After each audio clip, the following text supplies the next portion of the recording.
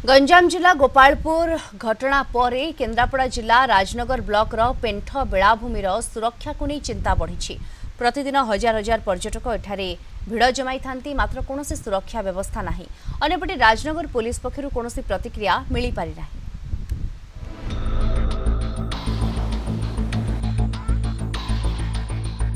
असुरक्षित केन्द्रापड़ा जिला राजनगर ब्लॉक पेंठ बेलाभूमि प्रतिदिन एठारे हजार हजार पर्यटकों भिड़ जमे।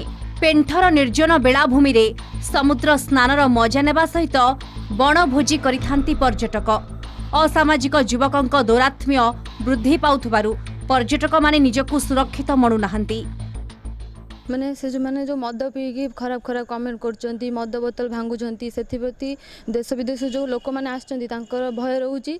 सेथिपाई आमे सरकार को निवेदन करूची कि एथिपाई किछि पुलिस किंबा वन विभाग कर्मचारी को नियुक्ति दियंतु। बहु पिला पुंजा पुंजा ही बसिकी मद पीउचंती, बोतल फपाडुचंती, कमेंट मारुचंती। नारी माने सेठा को थरे गले आउ जीवक मन करू नाहंती।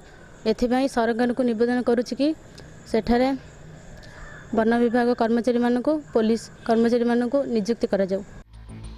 प्रशासन पक्षरु कोनोसी सुरक्षा व्यवस्था पेंठ बेलाभूमि पई ग्रहण करा जायनी। एही मनोरम बेलाभूमि पर्यटकों पई केते सुरक्षित उठुछि प्रश्न। पेट्रोलिंग पई पुलिस को स्वतंत्र गाड़ी दिया जायछि, मात्र ताहा राजनगर थाना रे पड़ी रहिछि। गोपालपुर बेलाभूमि अघटन परे पेंठ बेलाभूमि रे स्वतंत्र सुरक्षा व्यवस्था ग्रहण करने दाबी हेउछि। जो माने पर्यटक आसुचंती सेमती जदि सेमाने भी केतेबेले समय अतिक्रांत करि जायतिबो, संध्या समय थिबे हुए तई असामाजिक गोष्ठी बा माने जो मधुआ श्रेणी पिला माने अछन युव गोष्ठी माने सेमाने भी एभली कांड न करिए बोली के कहबो। तेनु सरकार निश्चित भाव में आपई किछि व्यवस्था करबा कथा, जेउतरे कि पर्यटक होंतु बा नारी होंतु बा स्थानीय आदिवासी होंतु बा युव गोष्ठी सहित जो माने तांकर संग माने आसुचंती सेमाने सुरक्षित मन करिवे। निष्कृत पाई पेंठ बेलाभूमि कौन पाटलिंग करा पारु नाही।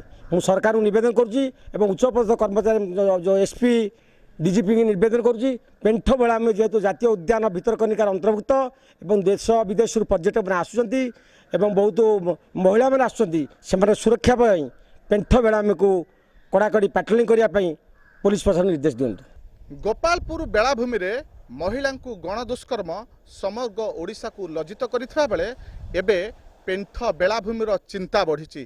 कारण पेंठ बेलाभूमि को प्रतिदिन हजार हजार पर्यटक माने बुली आसुथिबा बेले असामाजिक युवक मानकर दौरात्म्य बढ़िबार लागिछि। ना प्रशासनिक तरफरु कौनसी सुरक्षा व्यवस्था अछि ना पुलिस पेट्रोलिंग अछि। ए संपर्क में आमे पुलिस प्रतिक्रिया नबा पई चाहिथिले मध्य पुलिस घटना संपर्क में किछि कहिबाकू मना करि दैछंती। तेबे किपरि हबो पेंठ बेलाभूमिर सुरक्षा ताहा देखिबाकू बाकी रहिला। केन्द्रापड़ा राजनगरु दोलगोविंद जेना, कलिंग टीवी।